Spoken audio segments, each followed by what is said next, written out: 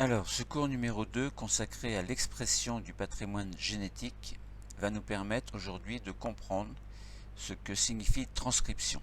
Donc la transcription est en effet la première étape de l'expression d'un gène. Alors nous avons vu dans le cours précédent, concernant l'expression du patrimoine, la première partie mettant en évidence une relation entre l'ADN et les protéines. Et on a vu qu'il y avait une séquence de nucléotides au niveau de l'ADN. Et pour un gène, cette séquence est bien précise et va correspondre à une certaine séquence d'acides aminés au niveau de la protéine qui est le résultat de l'expression du gène. Bon. Donc un assemblage d'acides aminés donc, est très important, il doit être fait correctement, en suivant bien ce code génétique que représente la séquence des nucléotides au niveau du gène. Alors comment est-ce que cela est possible? Eh bien, on va voir que c'est possible justement grâce à un intermédiaire entre l'ADN et la protéine, et cet intermédiaire s'appelle l'ARN messager. Donc c'est bien le messager d'un gène qui va, en s'exprimant à travers un code génétique, et bien alors c'est pas vraiment un code génétique, hein, qui va permettre donc la biosynthèse d'une protéine, mais indirectement. Avant, il faut d'abord que l'ARN messager soit formé. Alors j'ai dû m'embrouiller un peu dans ce que j'ai dit. Donc on a l'ADN, hein, l'ADN en premier, ensuite on a l'ARN messager. Donc de l'ADN à l'ARN messager, on aura la transcription qui a lieu dans le noyau, et cet ARN messager sortira du noyau pour être traduit dans le cytoplasme, être traduit donc en protéines, c'est-à-dire en une séquence d'acides aminés. Et c'est là que le code génétique va intervenir. Alors j'ai dû m'embrouiller un peu dans ce que j'ai dit tout à l'heure. À force de parler, on arrive à se mélanger les pinceaux. Bon, donc transcription, hein, on va voir qu'il y a une nécessité d'un intermédiaire, et ensuite on va détailler un petit peu plus le mécanisme de la transcription. Et dans un troisième cours, on verra la maturation des ARN, donc les ARN messagers. Et à travers cette maturation, on verra que les gènes des eucaryotes sont morcelés. On verra également le processus de diversification des protéines, et ensuite on passera au quatrième cours concernant l'expression du patrimoine génétique, et on parlera de traduction de l'ARN messager en protéines, en parlant du code génétique qui sera un système de correspondance, et on verra que la traduction a lieu au niveau d'organites que l'on appelle les ribosomes. Puis dans un cinquième cours, on verra qu'il existe une régulation de l'expression des gènes.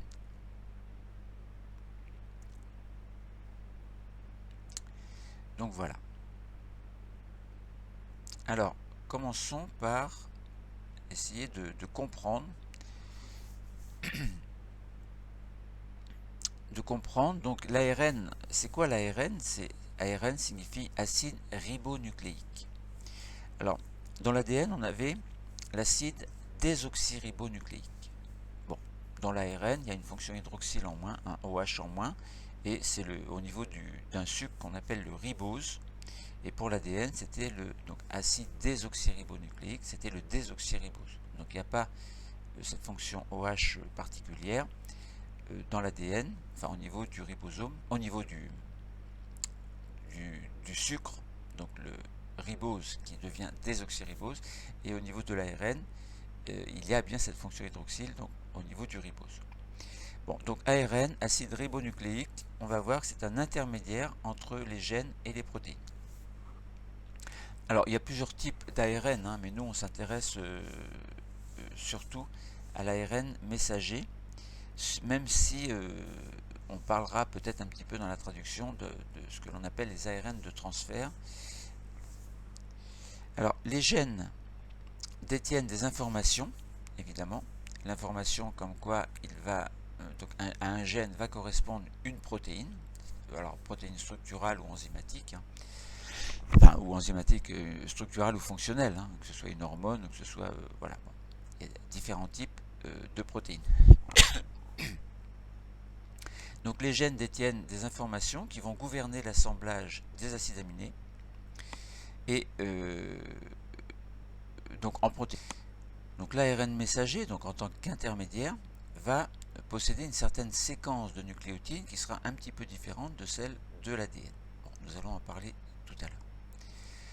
Alors, les gènes détiennent des informations qui gouvernent l'assemblage des acides aminés des protéines. On dit que les gènes codent pour les protéines, mais chez les eucaryotes, l'ADN est contenu dans le noyau des cellules et ne sort pas. Alors l'ADN ne sort pas, sauf quand il s'agit de... lorsque la cellule va entrer en mitose, par exemple, eh bien, le noyau va disparaître, et à ce moment-là, évidemment, tout sera mélangé dans le cytoplasme. Mais là, ce n'est pas le cas, là. On parle de la biosynthèse d'un ARN messager à partir de l'ADN. Mais comment cette information génétique est-elle transférée vers le cytoplasme de la cellule? C'est-à-dire cette information génétique que représente cet ARN messager. Le messager du gène, qui est fabriqué, on va voir, dans le noyau, il va falloir qu'il passe dans le cytoplasme pour être traduit en protéines. Alors essayons de comprendre à travers quelques expériences qu'il y a une nécessité, donc que en fait cet ARN, eh bien, il est bien dans le cytoplasme à un moment donné de la vie de la cellule, mais qu'avant de passer dans le cytoplasme, il est bien dans le noyau. Alors essayons de localiser la synthèse des protéines d'abord. La synthèse des protéines, alors c'est ce qu'on va détailler un petit peu plus tard, dans un autre cours, mais on sait que que l'ARN messager va être traduit en protéines. Donc on parle de biosynthèse des protéines à travers un mécanisme que l'on appellera la traduction, et essayons de localiser justement la synthèse des protéines, c'est-à-dire la traduction, ce qui va faire que l'ARN messager va être traduit en protéines. Bon, on est bien d'accord sur le principe.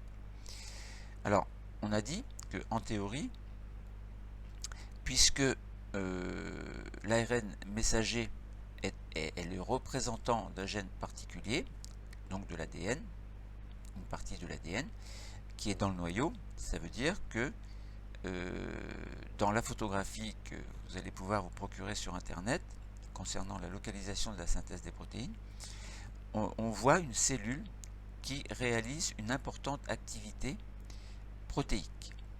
Et on voit bien qu'il y a beaucoup de orange dans le cytoplasme, avec du vert également, et que dans le noyau, il n'y a pas de orange. Alors ça veut dire quoi? Eh bien, les chercheurs ont modifié un gène de telle sorte que lorsque celui-ci s'exprime, c'est-à-dire que l'expression totale du gène va donner une protéine, après qu'il y ait eu biosynthèse de l'ARN messager. Mais au final, on a bien une protéine issue qui correspond à l'expression finale du gène. Donc j'ai dit que les chercheurs ont modifié un gène de telle sorte que lorsque celui-ci s'exprime, eh bien certains acides aminés assemblés en protéines, dans la protéine en tout cas, eh bien, vont réagir avec une substance qui émet alors une fluorescence orange. Donc c'est très subtil. Et là, donc on voit qu'il y a du orange uniquement dans le cytoplasme. Donc ça veut dire que certains acides aminés ont bien réagi avec la substance fluorescente et on obtient bien cette fluorescence orange. Et on remarque qu'elle n'existe que dans le cytoplasme et pas dans le noyau. Il n'y a pas de orange dans le noyau, donc on considère que la biosynthèse des protéines se fait dans le noyau, dans le cytoplasme, pardon. Donc par conséquent, on se dit le gène est dans le noyau, la biosynthèse des protéines est dans le cytoplasme, alors eh bien ce fameux intermédiaire va intervenir. Comment mettre en évidence cet intermédiaire? Eh bien, Brachet, en 1951, a démontré qu'il existe une relation entre l'activité de synthèse des protéines et la présence dans la cellule d'ARN messager. Il s'agit également d'un acide nucléique qui est proche de l'ADN, mais il y a quelques différences que nous verrons tout à l'heure. Alors il a fait une expérience, il a démontré qu'il y avait une relation entre l'activité de biosynthèse des protéines et l'ARN et un ARN. Bon, ARN, protéines, là on est dans l'ARN qui est fabriqué entre guillemets, donc qui est biosynthétisé à partir d'un gène. Nous verrons comment tout à l'heure. En tout cas, ce que l'on voudrait, c'est montrer que cet ARN existe et qu'il va passer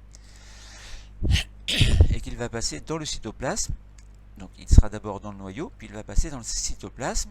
Et comme on a dit qu'il intervient dans la biosynthèse des protéines, dans la traduction, on a vu tout à l'heure que la biosynthèse des protéines se faisait dans le cytoplasme. Et là, on a deux photographies en fait. L'une d'elles montre une cellule qui est cultivée pendant 15 minutes sur un milieu contenant un précurseur radioactif de l'ARN messager, on va dire.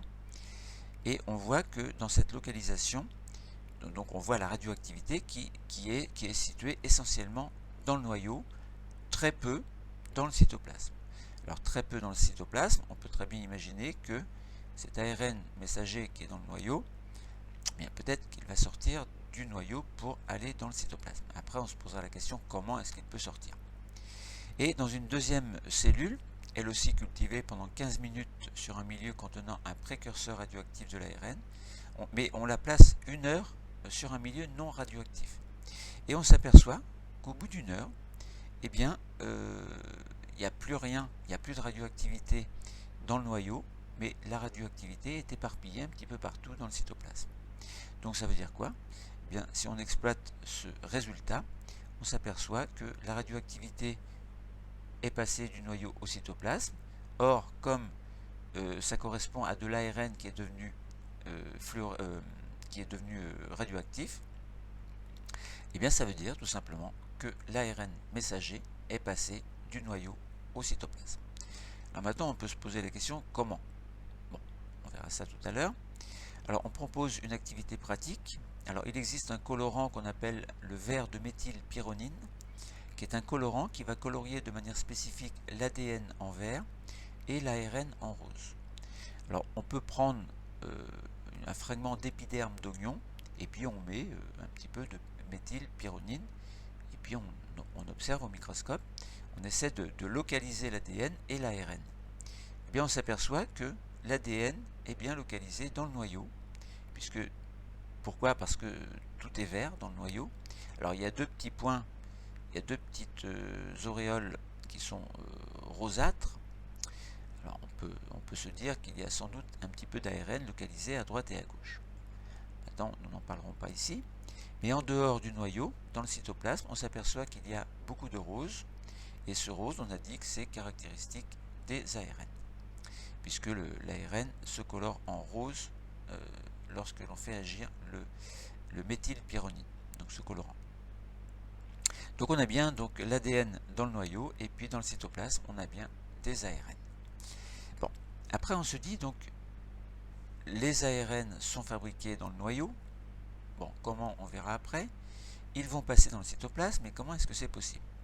Alors on peut nous proposer une photographie, enfin une image en tout cas, où l'on montre le détail de l'enveloppe nucléaire que l'on observe au microscope électronique à balayage après cryodécapage. Et on voit un détail au microscope électronique à transmission. Alors on voit qu'il y a le cytoplasme, on voit le noyau, on voit la membrane, alors plus ou moins la membrane nucléaire, parce que c'est un cryodécapage, donc c'est décapé, entre guillemets, donc la surface est décapée, et on voit des petites aspérités, et on voit un endroit, un grossissement de la limite entre le noyau et puis le cytoplasme, et on voit bien qu'il y a une espèce de petit trou, un pore, P-O-R-E, que l'on appelle un pore nucléaire, et on a l'impression que quelque chose passe à travers ce pore. Et on imagine bien que les ARN messagers vont sortir du noyau en passant par les pores nucléaires. Bon, en tout cas, c'est ce qu'on peut imaginer. Et ce qui est logique, puisque si l'ARN messager est un intermédiaire entre l'ADN et la protéine, résultat final de l'expression du gène, eh bien, ça veut dire que l'ARN messager, qui est l'intermédiaire, va passer dans le cytoplasme, et on a démontré que la synthèse des protéines se faisait dans le cytoplasme. Donc il faut bien que l'ARN messager sorte.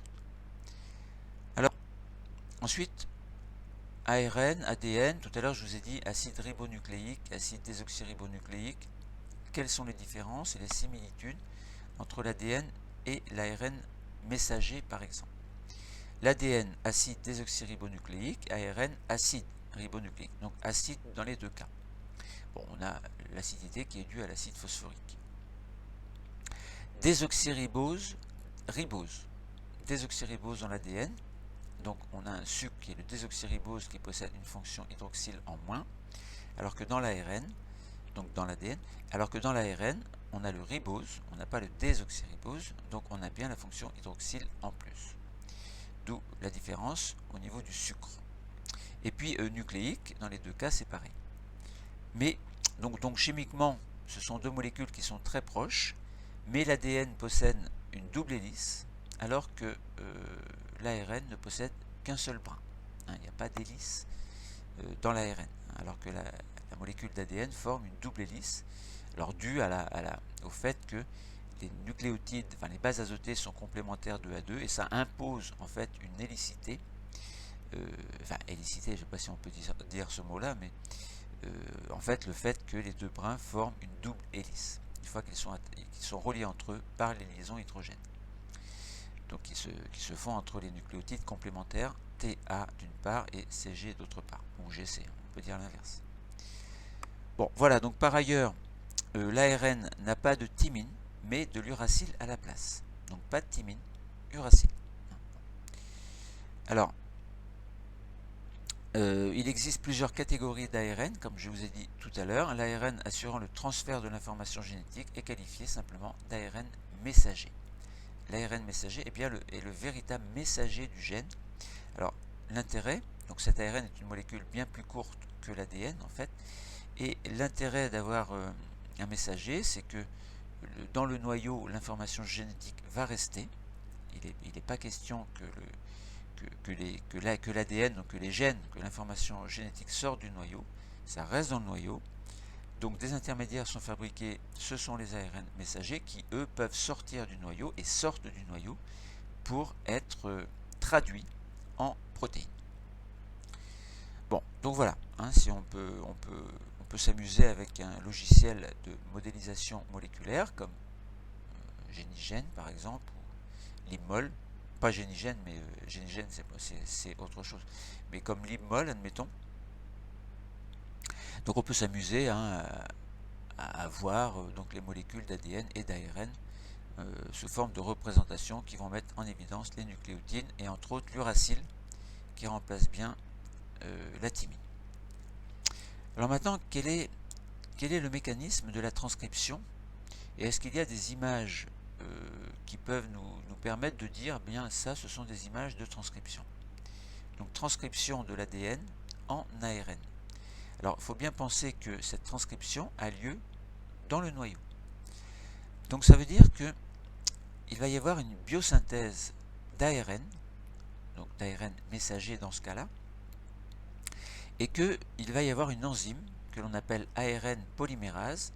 Alors dans le cas de la duplication de l'ADN qu'on avait vu dans des cours précédents, on avait une ADN polymérase, c'est-à-dire qu'il y avait une polymérisation de l'ADN au cours de la réplication selon un modèle semi-conservatif.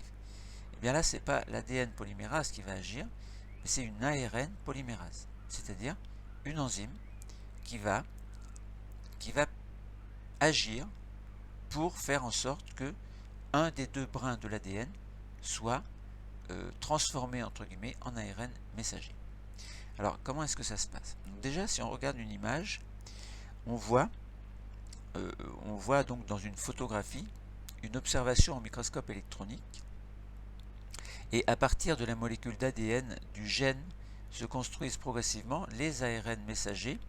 Alors tous les filaments, donc plusieurs filaments sont formés en même temps, donc ça sous-entend que plusieurs ARN polymérases agissent à la chaîne.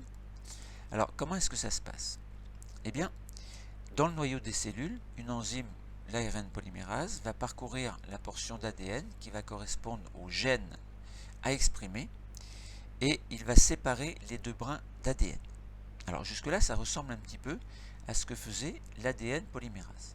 Mais le mécanisme ne va pas être le même puisque l'ADN polymérase, en fait, donc il y avait deux ADN polymérases. une sur chaque brin au niveau de l'ADN, et chacune faisait en sorte que les nucléotides complémentaires venaient se fixer sur les brins parentaux pour former deux brins fils et au final former deux molécules d'ADN. Là, c'est pas pareil. L'ARN polymérase, elle sépare bien les deux brins d'ADN, mais par complémentarité, eh bien, elle va permettre la fixation des nucléotides précurseurs A, U, C, G, sachant que le U est un petit peu spécial, c'est ce que l'on appelle l'uracile. Donc voilà, donc l'uracile, hein, c'est ce qui va remplacer, enfin la thymine est remplacée par l'uracile. Alors au fur et à mesure de son déplacement, parce que l'ARN polymérase ne reste pas en place, elle se déplace, et à mesure qu'elle se déplace, un petit peu comme une fermeture éclair, eh bien elle fait la biosynthèse d'un ARN messager à partir d'un brin que l'on appelle le brin transcrit. Donc le brin transcrit de l'ADN, c'est le brin qui va servir de modèle. En fait, c'est le brin qui sera complémentaire de l'ARN messager. Voilà, donc l'autre brin, du coup, c'est le brin non transcrit qui sera identique à l'ARN messager, à la différence près, c'est que on aura la thymine sur l'ADN qui correspond au brin non transcrit et non pas, alors que sur l'ARN messager, on aura l'uracile. Donc, il y a une complémentarité entre le brin transcrit de l'ADN et l'ARN messager et une similarité entre l'ADN, entre le brin non transcrit de l'ADN et l'ARN messager à l'uracile près. Bon, voilà. Donc, on a compris que le mécanisme qui permet la transcription de l'ADN en ARN se réalise grâce à l'ARN polymérase qui se fixe à un endroit correspondant au gène à exprimer. Donc, il va y avoir un site d'initiation, etc., etc. Bon, ça, on n'en parle pas. Et ensuite, on peut s'amuser à l'aide d'un logiciel, donc Anagène ou Génigène, à comparer les séquences de nucléotides de l'ADN et d'un ARN correspondant. Alors, on prend, donc on choisit un brin, peu importe, on prend un petit morceau d'ADN correspondant à un brin non transcrit, donc on aura une certaine séquence, et on s'arrange pour avoir le brin transcrit, donc le brin qui sera complémentaire de l'ARN, et on fait la transcription en fait du brin transcrit en ARN messager, et on s'aperçoit qu'on a par exemple, si on a TAC pour l'ADN transcrit, alors TAC, il faut regarder la complémentarité sur l'ARN, on aura AUG, puisque si on avait A sur le brin transcrit, en théorie on devrait avoir T, mais comme le U remplace le T, on a bien AUG. Bon, donc voilà. Donc voilà, donc quand je disais il y a une initiation, bon, il y a bien le début du gène et la fin du gène. Donc il y a des mécanismes particuliers qui font que l'ARN polymérase sait bien à quel moment elle va devoir s'arrêter. C'est-à-dire il ne faut pas copier tout l'ADN, il faut juste copier l'endroit qui correspond au gène précis.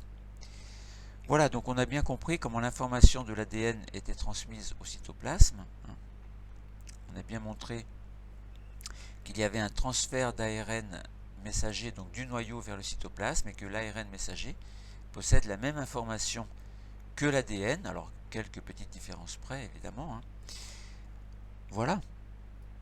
Donc, comment l'information génétique est-elle transférée vers le cytoplasme de la cellule? L'ARN, c'est un intermédiaire entre gènes et protéines, donc l'ARN messager du moins. La biosynthèse des protéines a bien lieu dans le cytoplasme. La biosynthèse de l'ARN messager a bien lieu dans le noyau. Cet ARN messager va bien passer dans le cytoplasme pour faire la traduction, mais ça, ce sera un autre cours. Donc la biosynthèse de l'ARN messager se fait bien dans le noyau. Et cet ARN messager donc, est produit en très grande quantité. Les ARN polymérases se suivent le long d'un le long d'un brin d'ADN, enfin d'un double brin d'ADN, d'une molécule d'ADN.